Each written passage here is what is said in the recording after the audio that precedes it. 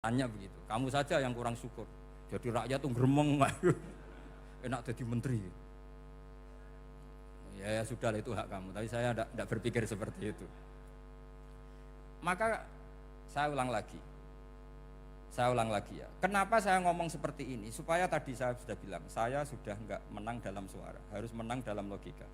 Karena ini audisi, ini audisi. Di kabar Mbah Mus, nanti yang menang siapa tidak tahu saya. Tadi Pak Mu'ad, sekarang saya, kemarin Gus Yofur, nggak tahu saya, nanti masuk nominasi apa nggak tahu.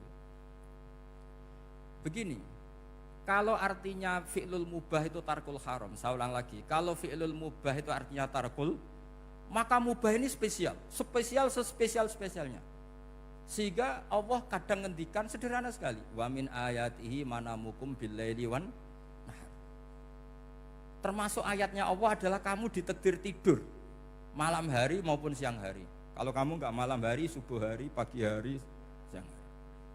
Kenapa dihitung wamin ayatihi? Sekarang kalau ada pakar medis, pakar kesehatan bilang, ini kalau kurang istirahat mati, kalau kurang istirahat jantungan. Berarti tidur adalah menghilangkan penyakit jantung. Obat paling mandi dengan orang rutin tidurnya, itu masih mandi orang rutin tidurnya. Kamu beli obat harganya 1 miliar, tapi gak pernah tidur 3 hari, tetap taqabbalallahu minna minkum taqabbal ya karim. Maka yang penting itu obatnya apa tidurnya? Tidurnya yang dibantu obat.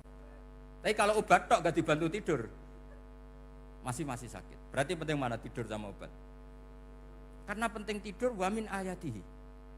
Orang kayak sampean sering delok YouTube, delok gambar macam-macam. Barokah mana dengan tidur? Wong nak melek mripate delok macam-macam. Barokah tidur. Jadi tidur adalah perlawanan terhadap keinginan melakukan haraman. Ya, saya ulang lagi, tidur itu adalah perlawanan terhadap keinginan melakukan keharaman. Jadi kalau mau tidur nyati gini, ya Allah, siap tidak berangan-angan tentang maksiat, terus tidur. Oh itu wa min ayatihi. Jangan kok gak di duit terus ngombe sing akeh ben iso ngantuk. Wah ini tidur yang untuk melawan kemiskinan. Supaya lupa utangnya tidur, lupa kasusnya, itu udah akan jadi wali yang seperti itu. Kalau jadi wali tak gugat gitu. Nah, sehingga karena mubah itu tarkul haram, Allah itu sering menghitung ibadah yang super itu halal mubah. Misalnya Allah ngendikan kulu washrobu, kamu harus makan. Sekarang gini, jaga kesehatan itu wajib enggak? Wajib. Kalau saya tidak sehat tidak bisa ngaji di sini. Apalagi Mbah Mus kalau nggak sehat ditunggu orang se-Indonesia fatwanya. Dan di antara cara sehat kamu harus makan. Kalau nggak makan sakit.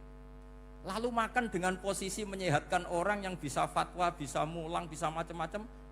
Posisi ini super apa tidak super? Super. Maka Allah kadang sederhana ngendikan ibadah itu kulu wasrobu jong kowe yo mangan yo. Tapi ayat ini menjadi tidak hebat kalau dibaca orang tidak pernah ngaji usul fikih. Pangeran piye toh? Trimo ngongkon mangan kowe dikongkokno kulu. Wis ora usah ngono ya wis mangan.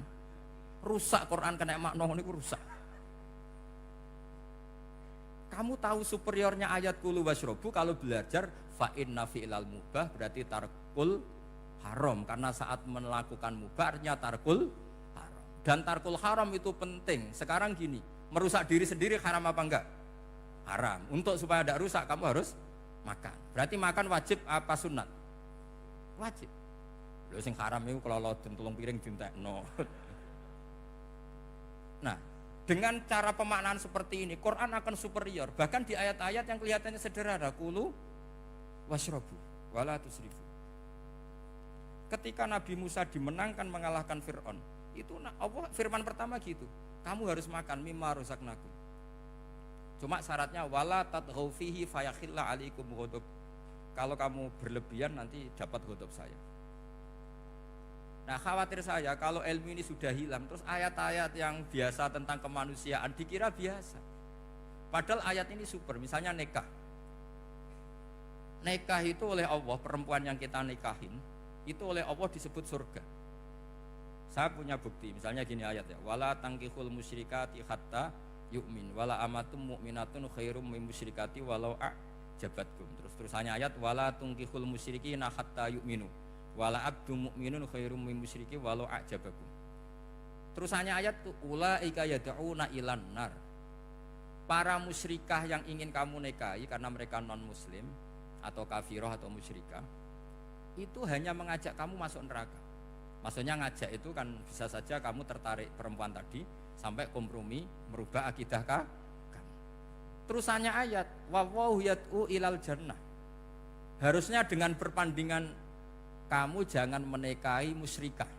Logika perbandingannya kan wallahu yad'u ila nikahil mu'minah. Saya ulang lagi, harusnya muqabalahnya kan wallahu yad'u ila nikahil mu'minah. Allah mengajak kamu supaya menikahi mu'minah. Tapi kata mukminah sama Allah diganti wallahu yad'u ilal jannah. Allah mengajak kamu masuk surga. Ila nikahil mu'minah. Artinya gini, setiap kamu hubungan intim sama istri kamu itu adalah menjadi kamu tidak zina. Jadi kalau kamu tidak zina, barokahnya istri kamu ini penopang kamu masuk surga. Makanya Rasulullah pernah ditanya, ibadah itu apa saja? Nabi secara ringan diantara jawabannya, wa fi buti ahadikum shadaqah. Sudah kamu ngumpul istri kamu itu ya ibadah. Terus kata sahabat-sahabat, ya Rasulullah ayati ahaduna syahwatahu wa walahu ajrun. Yang benar saja Rasulullah, masa urusan gitu dapat pahala gitu. Nabi jawabannya ya enteng, alai salawaduha fi haramin aka'ana ali wisrun. Kalau dia salah yang dikeloni kan ya dosa. Berarti kalau ngeloni yang benar juga pahala. Berarti istri kamu itu jannah surga. Cuma jannah yang agak aneh karena rewel itu agak aneh. Jadi itu jannah yang agak aneh. Maka supaya jannah ini tidak aneh, kata Rasulullah itu cara bersuami istri itu kata Rasulullah halla jariyatan tula ibuka wa tula ibuka. Sebagian riwayat halla jariyatan tudhahikuha wa tudhahikuka. Kamu cari perempuan yang gampang guyon, gampang rileks. Mula abah itu rileks, mudhahaka ya rileks. Saya berkali-kali cerita, saya ini termasuk orang yang nggak pernah diskusi penting sama istri saya, karena takut tegang. Biasanya kalau tegang itu yang suaminya kalah. Jadi saya itu nggak pernah diskusi penting. Saya kemarin mau ke Pasuruan ya, mau ke Peloso itu ditanya mau kemana, ya nggak tahu. Terus pulangnya kapan, ya nggak tahu. Wong kok roh-rohan. Ya saya seneng saja. Nggak roh itu artinya kan bodoh. Orang bodoh itu nggak mukallaf, artinya nggak dosa kata saya. Jadi saya ngambil hikmahnya saja. Ditakoi kok jawabannya ora jelas. Ora jelas itu misteri. Memang dunia itu penuh misteri. Pokoknya tak itu. Pokoknya yang kira-kira itu jadi tidak penting. Rasulullah tuh kalau debat sama istrinya ya milih gitu, milih mula abah mudhahaka. Saya punya sekian cerita betapa Rasulullah tuh rileks ngadepin cemburu-cemburunan. Sayyidah Khadijah tentu orang yang super bagi Rasulullah. Sampai ketika adiknya Sayyidah Khadijah, kalau nggak salah namanya itu Halah itu, kalau datang itu Rasulullah itu menjamu karena mengingatkan suara Khadijah. Kalau muji Khadijah itu sudah langit Rasulullah. Sehingga Aisyah itu cemburu. Bagaimana Anda selalu muji Khadijah? Waqad abdalakallahu khairan minha. Allah mengganti yang lebih cantik ketimbang Khadijah dan lebih muda. Maksudnya Aisyah. Kenapa masih muji yang sudah meninggal? Tua lagi kan. Gantian Sayyidah Fatimah yang tersinggung karena ibunya ditua-tuakan. Itu ketika Fatimah cemburu, mangkelnya sama Sayyidah Aisyah. Mangkel manusiawi loh. Enggak usah kamu jadi Syiah terus benci Aisyah itu. Karena kalau kamu jadi benci Aisyah berarti kamu nganggap Aisyah itu salah. Dan itu efeknya di Rasulullah, berarti Rasulullah milih istri yang salah. Makanya kita ini madzhabnya ahli sunnah. Abu Bakar tidak mal'un. Kenapa tidak mal'un? Kalau kamu bilang Abu Bakar mal'un berarti Rasulullah salah pilih teman. Umar tidak mal'un karena Rasulullah pasti milih teman yang benar. Begitu juga milih istri yang benar. Dalilnya tidak usah jauh-jauh. At-thayyibatu lit-thayyibin. At-yabut thayyib tentu Rasulullah. Berarti istrinya pasti thayyibah. Jadi madzhab ahli sunnah dalam madzhab sing jelas-jelas min baini farsi wa damil labanan khalisan sa'iwal lisyari. Jadi kalau kamu cari logika gampang saja. Nabi itu thayyib, bahkan at-yabut thayyib. Padahal kata Allah at-thayyibatu lit-thayyibin. Ya jelas ya. Jadi ini tidak usah dimasukkan hati tentang konfliknya Aisyah dan Fatimah, itu biasa saja. Yang satu bela ibunya, yang satu bela dirinya. Sebenarnya Aisyah itu nggak niat ngeritik Khadijah, ingin diperhatikan Rasulullah saja. Terus ketika Sayyidah Fatimah matur ya Rasulullah, saya supaya ngalahkan Aisyah itu gimana? Karena ibu saya sudah meninggal, ya memang cantik dia, muda dia, dan tahu betul orang kalau Nabi itu sangat mencintai Aisyah. Kata Rasulullah, bilang gini saja, tetap hebat ibu saya, karena ibu saya dapat Rasulullah rondo untuk Joko. Kowe ayu kaya apa iku untuk dudo. Jadi rileks saja Rasulullah. Akhirnya ya semenjak itu nggak ngeritik lagi, bahaya ini kalau ngeritik. Khadijah itu kan sudah umur 40 tahun, janda dapat Joko. Aisyah perawan untuk Dudo, keren mana? Keren Khadijah. Jadi tidak semua masalah itu Nabi itu menyelesaikan cara ekstrim. Nabi itu biasa mula apa? Santai rileks. Nah, kalau para mbak-mbak ini ingin jadi surga yang enggak aneh, syaratnya jangan rewel, karena di surga itu enggak boleh ada orang rewel.